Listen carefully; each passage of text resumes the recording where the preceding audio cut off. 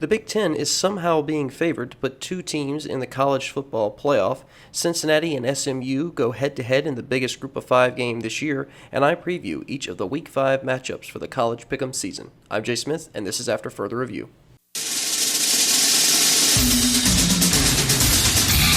And now, after further review, a Clemson student's perspective on sports. And a personal foul on number 99 of the defense after he tackled the quarterback. He's giving them business down there. That's a 15-yard penalty. Well, welcome in, everyone. I'm Jay Smith, and yes, this is After Further Review. It is the Friday show. Appreciate you tuning in, whether it's through the podcast or if you're watching on Facebook. There's a lot to talk about, a lot to get to. An exciting weekend of college football for sure. Obviously, the Big Ten being back is probably the biggest storyline of this particular week. And there's a couple of good games on the Big Ten slate this weekend. We will get to those a little bit later in the show. Want to start off, though, with a story that I saw breaking a couple of days ago, and this was a little bit of a Big Ten bias, if you will. A lot of media sources out there had the Big Ten as the conference with the highest chance of sending multiple schools to the college football playoff. Now listen, I understand. The Pac-12 is really off the radar. The Big 12 is in shambles. The ACC has shown more depth than I think we were expecting this year. I don't think that's a stretch to say. Yes, North Carolina has lost, but overall, and Pitt dropped a game as well, but overall I've been impressed with what I've seen from the ACC compared to where we were last year or the year before, right? And again, you could really only go up from where they were a year or two ago, but I think the ACC has done a good job this year at being competitive across the board. We'll see how the NC State-UNC matchup goes this weekend. But again, back to this discussion. And then the SEC, they have had, I think, a little bit of a tumultuous season, especially with some of their more stalwart teams. A lot of their better programs have looked very beatable. Obviously, Auburn has not performed well this year, and that comes as a surprise to me. And then Alabama has looked very beatable. Georgia has played inconsistent.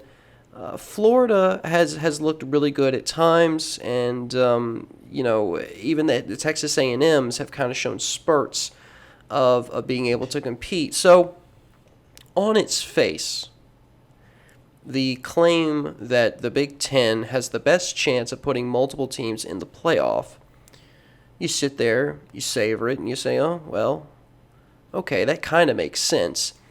But you really need to dive deeper and understand how ridiculous that notion is. Look, the Big Ten, obviously starting middle of October, so nearly 2 months after the season typically starts. I mean, we're in week 8 at this point. The Big Ten's going to play 8 games. Everybody's going to get 8 games in the regular season. Now, I believe, unless this has changed, when the two teams in the Big Ten face off for a conference championship, the other teams remaining will be able to play one another to get a 9th game in. I'm not sure if that's still going to happen, but from what I understand, that's their plan. But we talked about this right back when the Big Ten had canceled everything, and then they came back, and the flip and the flop after a lot of coaches, players, parents were not happy with the Big Ten's decision, and so the Big Ten had to backtrack. And I don't think you're going to be able to shut out the Big Ten from the college football playoff discussion, even though they will have only played 8 or the conference champion 9 games. their body of work, whoever it is, if it's Ohio State for the sake of this discussion, I think they'll probably get a nod. That would require them to beat a Penn State team on the road, who a lot of people think is Ohio State's greatest threat in the Big Ten.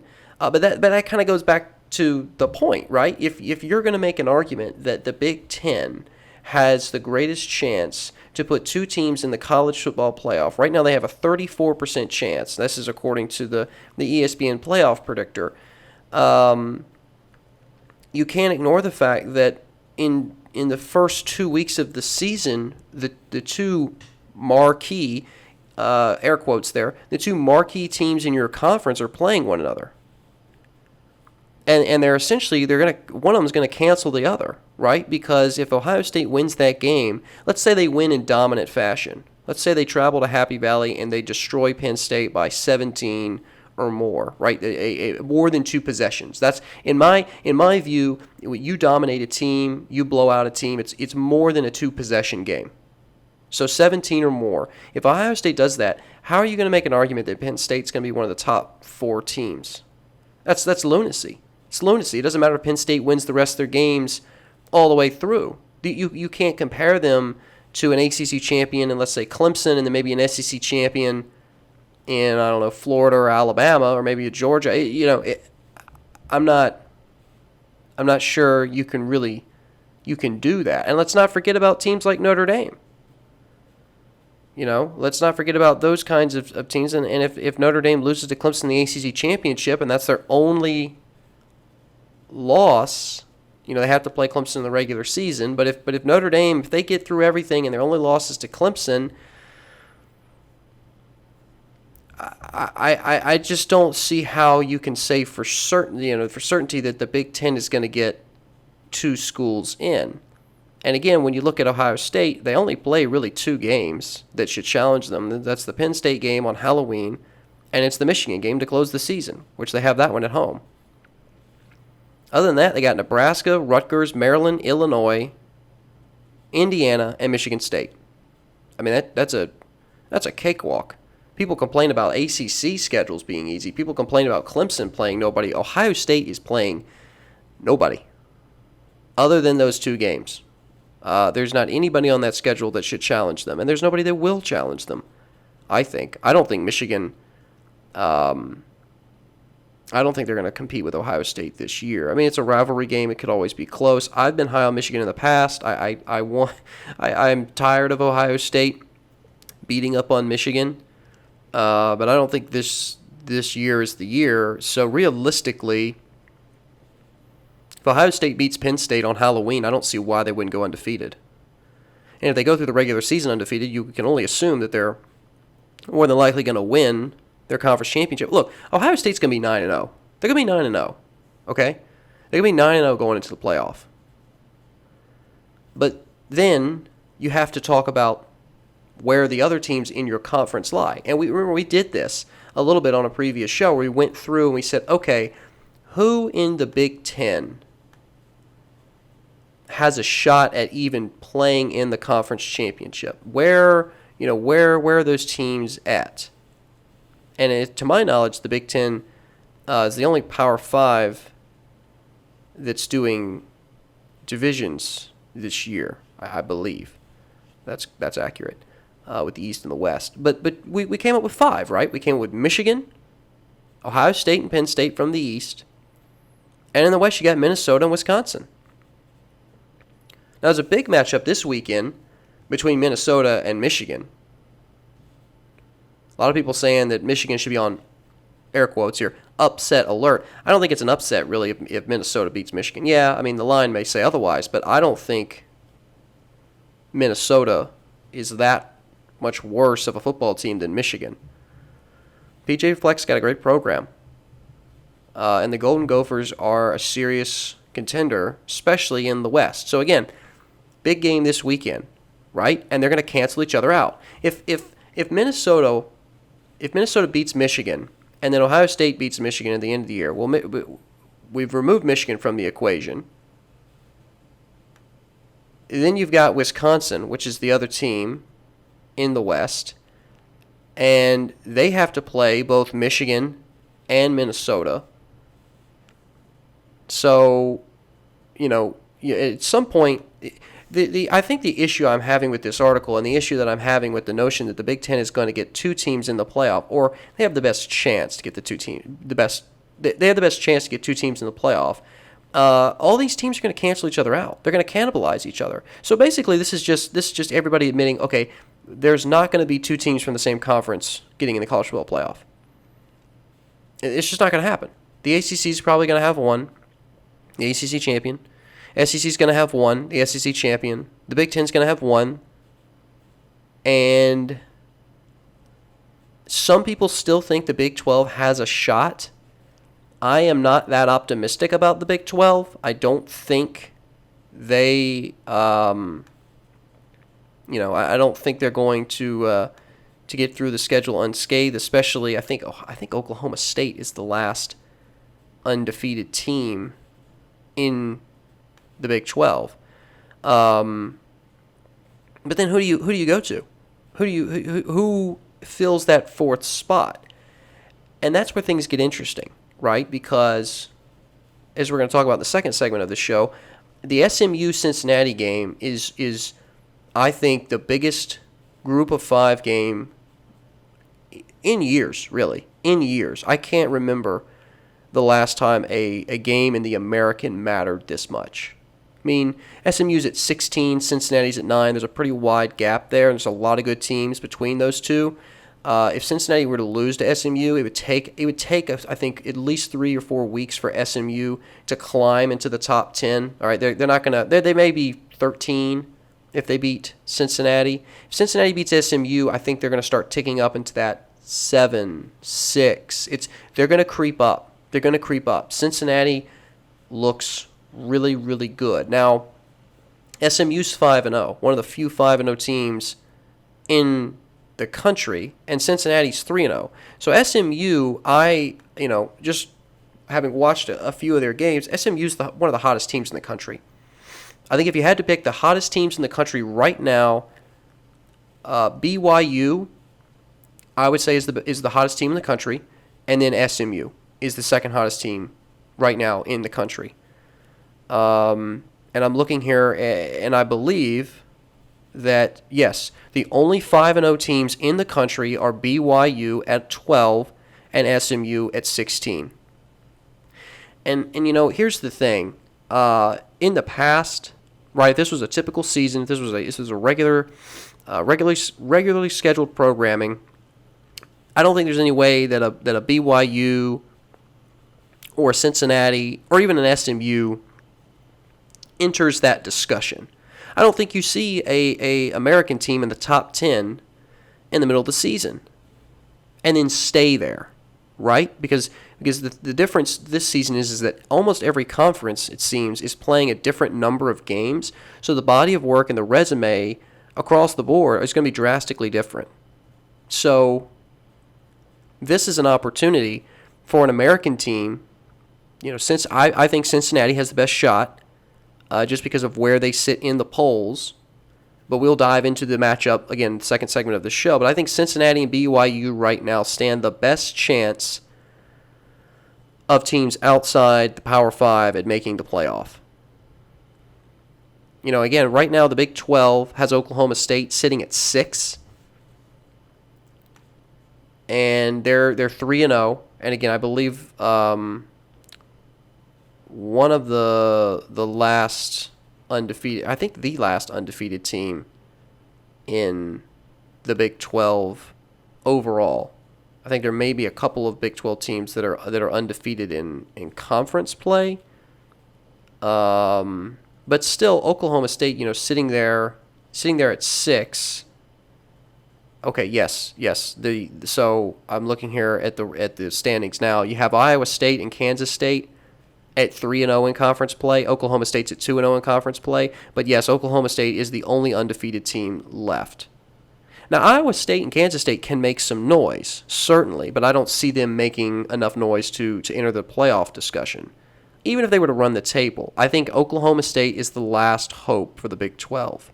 I really do. It's such an uphill climb for Iowa State or Kansas State. I don't see it happening. So you have to hope, if you're a Big 12 fan, you have to hope Oklahoma State finds a way to get through the rest of their schedule, especially with an Iowa State game coming up tomorrow at 3:30. That's going to be really pivotal. Really pivotal. I don't think I can say that correctly. Pivotal. You got Iowa State 2 weeks later. You have Kansas State on the road. Between that, you have Texas. The next 3 weeks for Oklahoma State are going to define their season, and they're going to define the Big 12 playoff hopes. I mean, and you got Oklahoma on the road after that. My goodness. I mean, yes, Oklahoma and Texas are dumpster fires right now, about as inconsistent as they come, but gee whiz, man. Iowa State, Texas, at Kansas State, at Oklahoma the next 4 weeks for the Oklahoma State Cowboys. That's a rough month. And whether or not they get through that unscathed, obviously time will tell. I don't think they do. I think they get through that at best 3-1, maybe 2-2. And if that happens, they're out of the playoff discussion, and the Big 12 is out of the playoff discussion because they will have cannibalized each other. So, going back to the AP poll and where teams rank and how this relates back to, the Big 10 having the best shot at getting multiple schools in the college football playoff, I think we've already established the fact that that's not going to happen this year. It's not going to happen because the Big Ten, as we've seen, has really 5 teams in contention for a conference title, and all those 5 teams are going to play each other at some point, and they're going to cannibalize each other. I don't think anybody besides the conference champion is really going to be able to make any sort of claim that they're one of the 4 best teams in the country. So the Big Ten is going to get a school. The ACC is going to get a school. The SEC is going to get a school. The Pac-12 is I don't even know, do they still exist? And then you had the Big 12, which we've just talked about, is likely going to cannibalize themselves. So now you're left with who gets that 4th spot. And if you were to ask me right now, who gets the 4th spot, I think because of everything this year, because of all the games being, played in conference, and there not being a lot to compare in terms of out of conference, and the resumes all look different, the number of games. Watch out for the American. Watch out for BYU. Now, BYU being an independent, and I've already played 5 games, they're in pretty good shape. And when you got Texas State, Western Kentucky, Boise State, San Diego State, and I believe North Alabama left on your schedule, that the Army game may be played. I'm not sure. It's postponed. Again, that was their second week matchup. It got postponed. Either way, the Cougars are poised right now to go 10-0.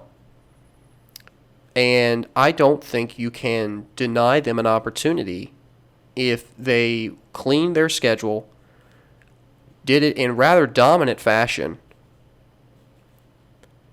and with the chaos that is all the other conferences this year. I mean, there's been chaos in the SEC, there's been chaos in the ACC, there's been chaos in the Big 12, there's going to be chaos in the Big 10. Every conference right now is really in disarray. I think the conference right now that has stayed the closest to what it was at the beginning of the season is the ACC, right? Because no one's touched Clemson. No one's come close to touching Clemson. People thought maybe Miami could. We had that discussion a couple of weeks ago. I thought maybe they'd give them a good run. They didn't. So the ACC is about as close to where it was at the beginning of the season as any other conference. The SEC has almost flipped on its head. I'm still not sold on Alabama. They have a great offense, but their defense is. I watched them against Ole Miss. They got a lot of issues on defense. And weirdly enough, Alabama basically, I think they've almost given up on defense this year, and they're just going to try and outscore people, which is a really weird thing to say about Alabama, but that seems to be their strategy right now.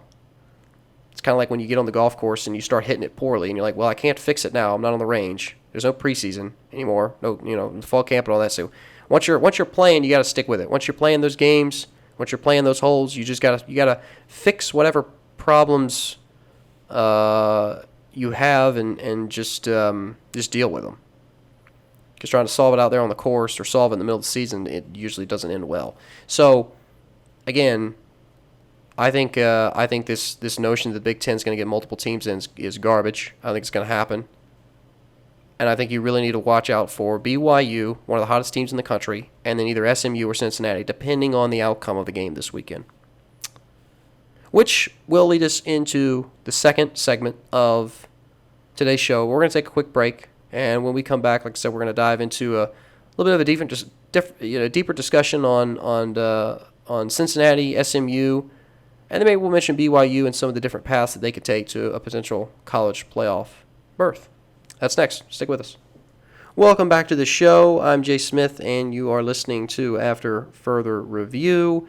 Let's talk a little bit now about the big Group of 5 game this weekend. It's been a long time since we've had a big Group of 5 game, and it's really interesting. This game's not getting a lot of attention. This is an ESPN2 kickoff. It is a night game. It's kicking off at 9 p.m. Eastern. 9 p.m. Eastern. It's being played at SMU, so it's 8, I think, Central Time for them, but 9 Eastern. And look, we've already talked about SMU, one of the hottest teams in the country. Their quarterback, let's see if I can get this name, Buchele, has 1,700 yards passing, 12 touchdowns, 2 picks on the year.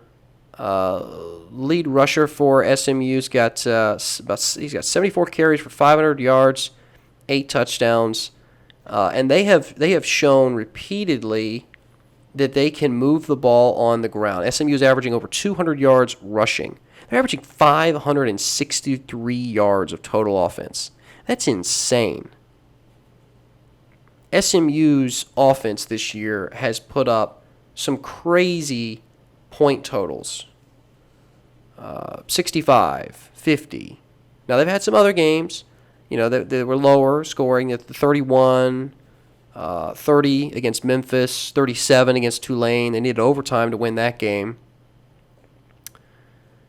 But still, SMU has shown at least a ability to move the ball in every matchup so far. Now, if you look at Cincinnati, one of their strengths actually is, rushing yards allowed. They only allow about 130 yards on the ground, and they only give up 12 points a game on average. And they have solid wins against Austin Peay, Army, and USF. But really the difference between these two schools is Cincinnati holds their opponents to basically teens, points in the teens, maybe a touchdown or 2 and a field goal. SMU's beating teams that are scoring 35 points. 27 points, 34 points, which is about where Cincinnati lies. Cincinnati usually hits about, mid-20s, high 20s a game. And so it's really going to be a tale of how well can Cincinnati shut down SMU's ability to run the football.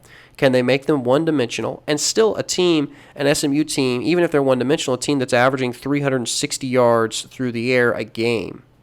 So Cincinnati's going to have to show up with a stout defense. And they haven't really had that in their secondary. They on the ground, they've played decent. They've held teams again to 135 yards rushing, but overall they still allow about 300 yards total.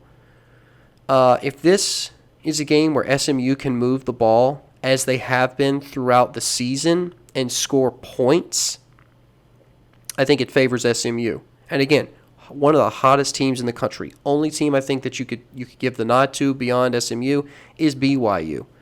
But Cincinnati's right there in terms of talent and in terms of understanding the opportunity that they have sitting at 3-0 in the top 10 in Week 8. So they understand what could potentially happen for them if they were to win this game. That being said, I really think SMU is going to win this game. I think not just because, they have more experience on the field, where they've played 5 games as opposed to Cincinnati's 3, but in the manner in which they've won games. Some games have been blowouts, like 50-7 against Stephen F. Austin. Other games have been close, like at Tulane, 37-34.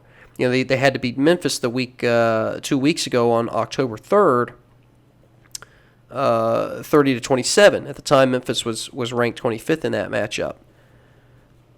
The only head-to-head for these two schools is that Memphis. Excuse me. I'm sorry. The Cincinnati has not played Memphis. I think they play Memphis later this season, though. Yes, they do. They play Memphis after. Okay, so I apologize. It's a week later. So Cincinnati will play Memphis on Halloween. But again, slight favor to Cincinnati according to ESPN's Football Power Index. Right now it's 54% to 46%. I still consider this a bit of a toss-up, and I think SMU will win this game. I think the key is that they're still able to run the football effectively. I don't think they're going to quite eclipse 200 yards, but if they get, let's say, 150 on the ground and 250 through the air, I think it bodes well for them. I don't see them putting up nearly 600 yards of offense against Cincinnati. That would be double what Cincinnati is usually allowing. And so, I think SMU will win this one. I see it being a mid-30s final score. Could be 35, 31, or even a 35, 34, 30. I mean, somewhere in that range, I think, is what we're going to see. But again, speaking more to the ramifications for this matchup, I think, again, SMU, if they win this game, they'll probably land at 13th. Maybe they get the nod at 12. They have Navy, Temple, Tulsa, Houston, and East Carolina. Manageable games for them. And if they continue to play as hot as they have been, there's a good chance they may go undefeated in the regular season, which would give them a really good, I think, resume for making a case about being one of the 4 best teams. Now they're gonna have to go head to head against BYU likely in that comparison, and that's where we want to get into the BYU portion of this discussion on this segment, because BYU, up to this point, has, I think, played better than anybody in the country for their skill level. I mean, we're not saying that BYU is going to beat Clemson, but for their skill level, for as talented as BYU was at the beginning of the year, they've played better than anybody. Zach Wilson has been phenomenal. The guy's 107 for 136, 1,600 yards passing, 12 touchdowns, and a pick. And the line right now for the BYU Texas State game is 28.5 in favor of BYU. The spread, excuse me. But either way, you look at what BYU has done, averaging 43 points a game, only allowing 14, 540-plus total yards a game, 80 yards rushing allowed a game. Now again, their play in the secondary has been spotty at times. They've given up big chunk plays at times.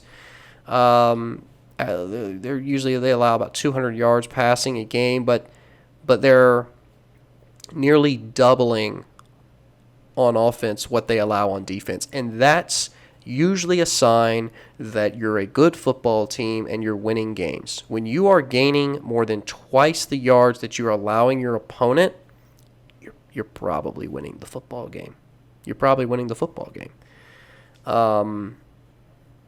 So I think it in terms of how an SMU team compares to BYU. Look, right now BYU is sitting at 12. I think based off of the current rankings and where everybody is right now, I think if SMU wins this weekend, BYU, let's say they take care of a 1-5 Texas State team, which I think Texas State may be one of the only few programs in the country that's played 6 games so far. But either way, if BYU takes care of business, maybe they stay at 12, maybe they bump up to 11 if Cincinnati were to lose to SMU. But SMU's gonna be right there because look who's next to them: Florida at 10, Miami at 11, Oregon's there at 13, even though they haven't played a game. But I could see BYU creeping up to 12. I don't think Oregon. I don't think North Carolina leapfrogs BYU even if they beat NC State this weekend. Right? North Carolina dropped 9 spots to 14th after their loss to Florida State, but I don't think they're going to leapfrog. They might leap over Oregon to 13, but they're not going to. Maybe they go up to 12 if Cincinnati drops fairly far. Either way, SMU is going to be right there with BYU, and that's going to be, I think, the most intriguing thing to watch outside the Power 5 for the rest of the year. How do AP poll voters consider BYU and SMU, and then what does that look like in terms of how the committee ranks them? Because again, this is a strange year. We don't have a lot of non-conference games, and the ones we do are like Clemson and the Citadel. It's like we're playing them because we got nobody else to play because South Carolina didn't want to schedule. They don't mean anything. It's just conference games this year. Okay, so you can't really make any sort of comparisons and say, well, if SMU and North Carolina were to meet on a neutral field. Well, again, it's only conference games so far this season. So I think BYU and SMU are going to be the 2 teams to watch the rest of this season. And I think they're going to be able to make a legitimate case at the end of the year. And this is the reason for that is they're likely going to be undefeated, and everybody else clamoring for the 4th spot is going to have at least a loss or 2. Right? Because remember, ACC champion, Clemson at 1. Let's give Ohio State, Big Ten champion, a spot at 2. Let's say Alabama. Just make it easy. Alabama's at 3, SEC champion. That 4th spot's going to be occupied by either a undefeated independent BYU or undefeated American SMU or a one-loss wild card. And I think it's going to be really, really interesting to see where BYU and SMU end up in that mix. That's all I'm saying. I think there's a case to be made. And that's because of this year's schedule being so unorthodox. But we'll see what the committee does in terms of where they rank both of those schools later this season if they get through their schedules unscathed. All right, one last break. We come back, and we're going to be going through the picks for the College Pick'em League this week. Got some good games, really good games this week. Football's back. I know it's mid-October. It took a few months, but Big Ten is back this weekend, and a lot of good games to dive into. We'll do that next. Welcome back to the show. Thanks so much for spending your time with us today. Jay Smith, you're listening to AFR, and it is the Friday show, and that means it's time for the College Pick'em League. Just as a reminder, we are in Week 5 of the Pick'em season, and group standings up to this point are fairly tight. We got Aaron Long sitting on the top spot at 25 correct picks. He is in the top 0.3% in the country, 99.7 percentile. Congratulations to Aaron. Myself and Daniel Green are sitting at 23 points, so a couple behind Aaron. We got Jackson Wright at 22. Razorback 11, whoever you may be. At 21, Alex Pierce and Hannah Reagan at 20. And that rounds out our top 7. Bunch of people in the teens, 19, 17, 13, and then a few poor folks that are down below that. But in terms of the matchups this weekend, we'll start off with Oklahoma and TCU. A lot of people picking Oklahoma in this matchup. And while I think, on paper that makes sense, or it's the obvious choice, I don't think you can really sleep on TCU. Remember, TCU is a team that beat Texas on the road a couple of weeks ago. They did lose to Iowa State and Kansas State, but both of those schools are ranked now, and I think you could certainly make an argument that Kansas State and Iowa State are better than both Oklahoma and Texas, because Iowa State and Kansas State beat Oklahoma, right? And it took 4 overtimes for Oklahoma to beat Texas. Think about this, right? Think about this. Oklahoma beat Missouri State in the season opener. Then they lost the next 2 games in close fashion, 38-35, 37-30, and then it took them 4 overtimes to beat Texas. The only win for Oklahoma that's been convincing this year was against Missouri State. So my question to everyone is, why are you just picking Oklahoma? And the answer is because you don't know a damn thing about TCU.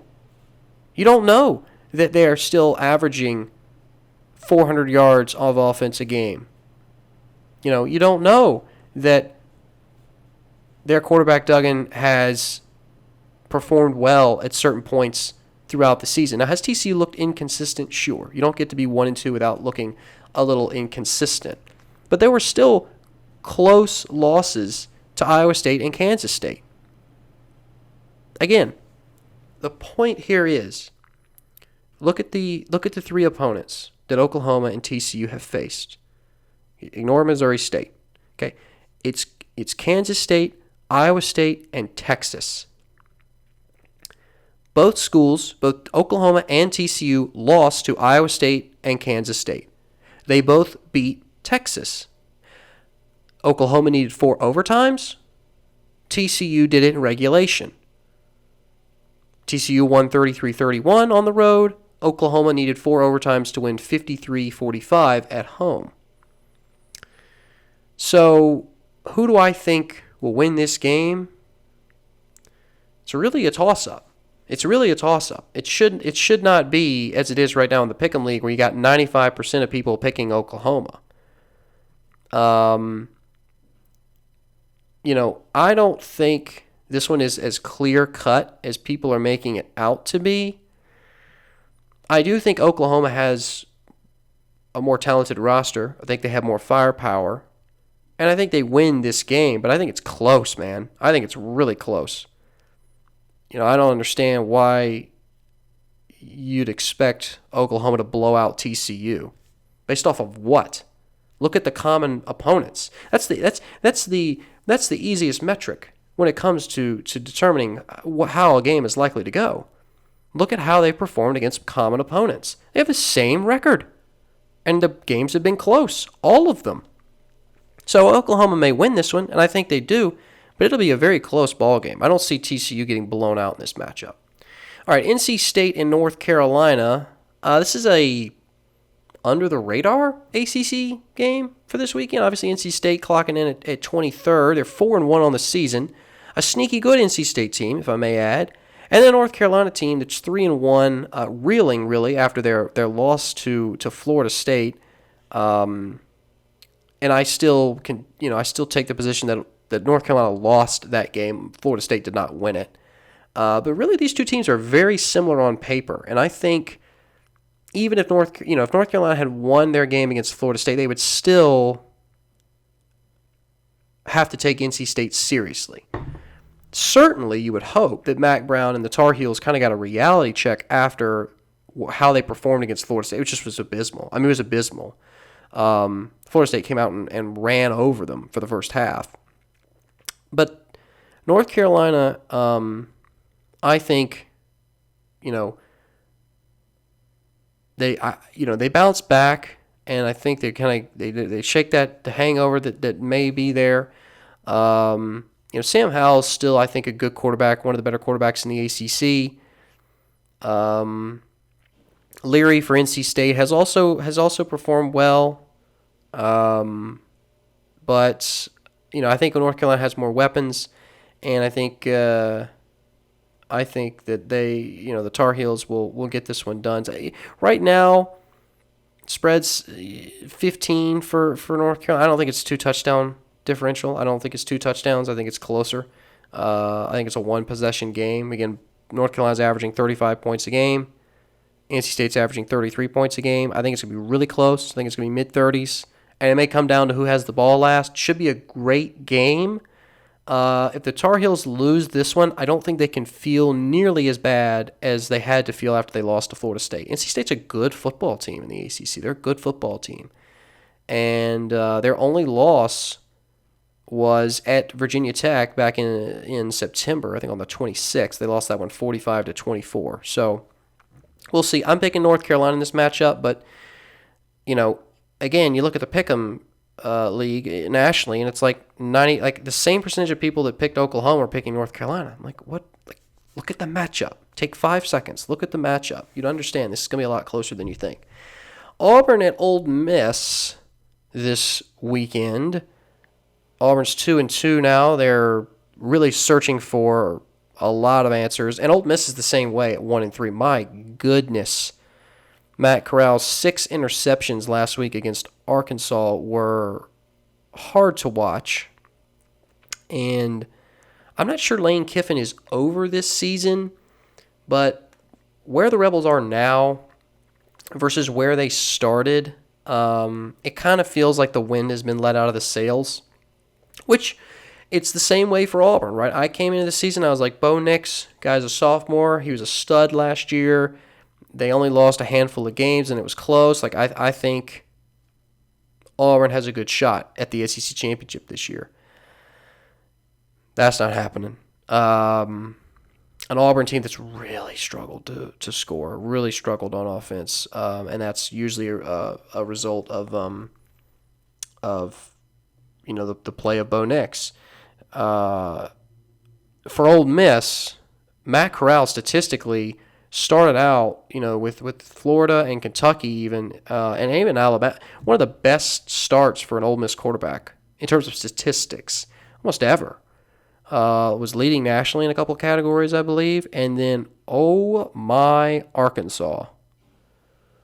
What happened? I mean, it was like the man had blinders on, but they just, he couldn't see anything. He would snap the ball, stare down his receiver, and then just throw a bullet right to him. And the defense read him like a book. And it happened every single drive. It was insane. It was the most insane thing I've ever... I've seen some bad quarterbacking performances, and I've seen some guys throw 3, 4 interceptions. 6 picks by arguably the worst team in the SEC in the last half decade. Maybe you could make the case it's Vanderbilt, but they're pretty close. Arkansas was atrocious. And they still are not great. So I don't even know what Ole Miss's offense is going to look like.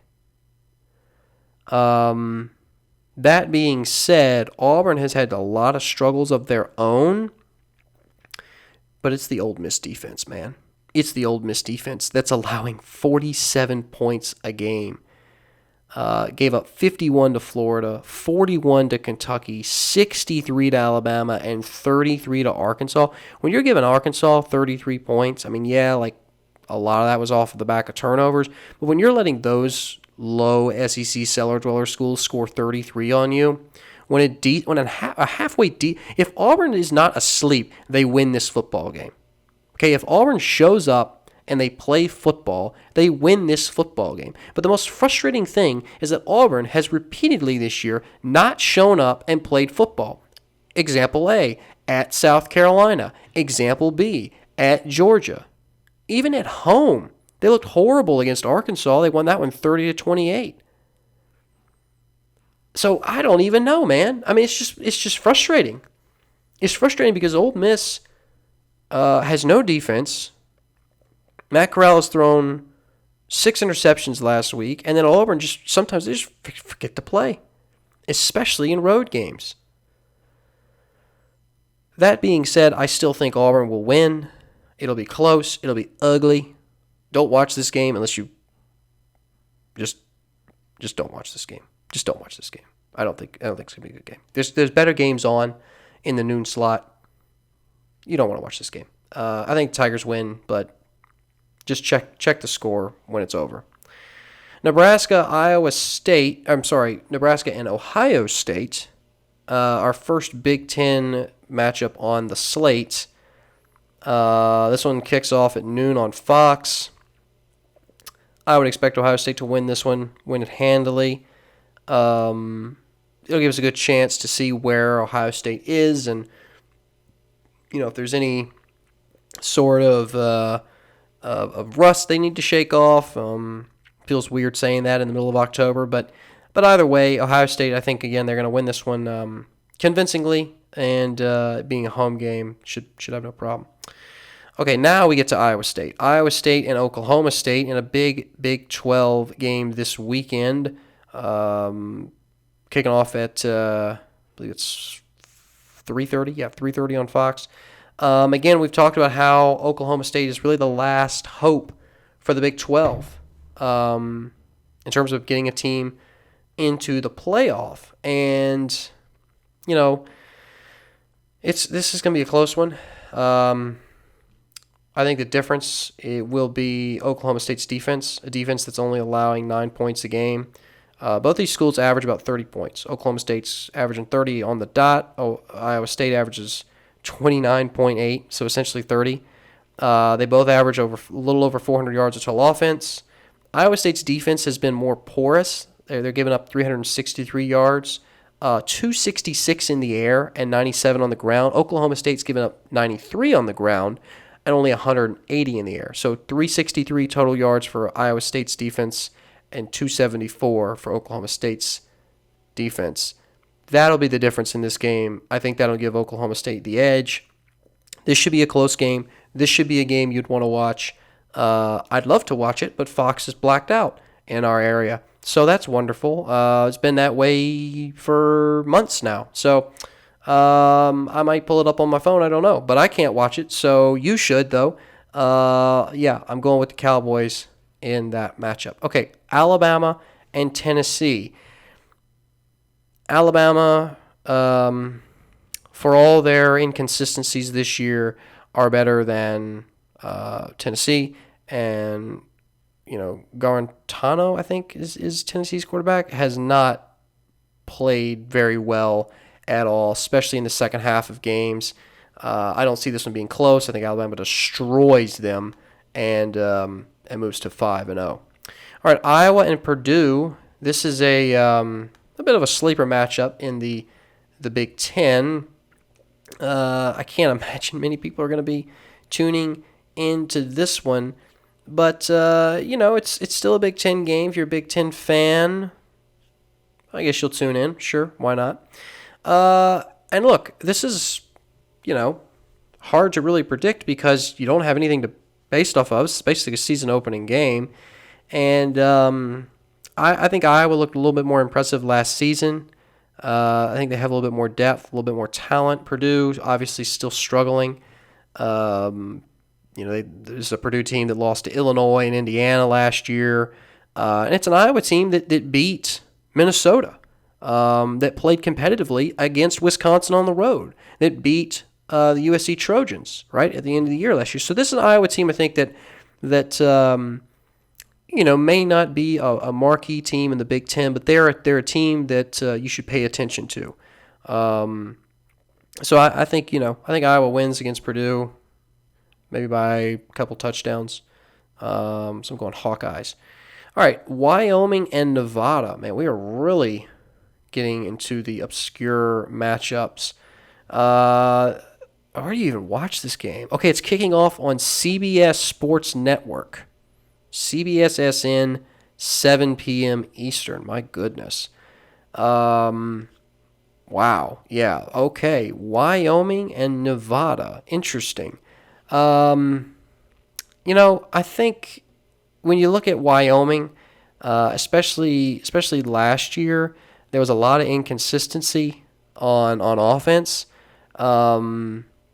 and Nevada had they either won their game in a landslide, by 10, 14, 17 points, or they lost in close fashion. They lost, to UNLV 33-30 in overtime. They lost to Ohio 30-21. Wyoming, however, they were kind of all over the place on offense. Some games they were scoring 17, some games they were scoring 38, and the caliber of opponent really didn't differentiate much. It was just what Wyoming team showed up. So I think for those reasons, I think Nevada was a little bit more consistent last year. And again, there's nothing really we can base for this year, at least for this game, off of, because we haven't seen any of these schools play, and you're basically flipping a coin. The spread right now is 3 in favor of Wyoming. Well, I'm gonna pick Nevada. We'll see though. This is one of the few games where most people are split down the middle in terms of who they're picking. So I don't know. If you got nothing else to do, turn on CBS Sports Network and watch this one. All right, we got 2 matchups left. Michigan, Minnesota. This is a fairly important Big Ten matchup. Obviously, Minnesota sitting at 21 right now. Michigan's at 18th. Michigan every year gets put in the conversation, and I do it too, where I'm like, okay, this is the year Michigan finally breaks through. This is the year that Michigan finally, starts to get their name in the ring for college football playoff berth discussion, and then they fall flat on their face. And Minnesota, last season, obviously, they didn't really finish how they wanted to with the loss to Iowa on the road, and the loss to Wisconsin, and then the loss to Auburn. They did beat Penn State, who was ranked 4th at the time. I think Minnesota wins this game. I think PJ Fleck's going to have his guys ready to go, and I think it's just another game where Jim Harbaugh just can't win a game against a good Big Ten opponent, and Michigan starts off the year on the wrong foot. Going to go Golden Gophers. Interestingly, it's a pretty heavy favor right now for Michigan nationally on picks. So, okay, last matchup. It's one we talked about extensively in the second segment of the show. It's Cincinnati and SMU. I feel like SMU will win this game, and we've already kind of discussed why. It should be a great game. I don't think you'd be a fool to pick Cincinnati. I think SMU, though, at the end of the day, will get it done. Either way, though, I think there's a lot of good games this weekend. You should definitely tune in, and we'll see how everybody does in the Pick'em League next week. We'll dive into that, I'm sure. But that's all the time we got for this edition of After Further Review. Again, appreciate you tuning in, whether it is through the podcast or if you're watching on Facebook. Again, be sure to follow us on Instagram and Twitter. It's at After Review Show. Usually try and post some show clips, fun stuff throughout the week, keep it interesting and entertaining.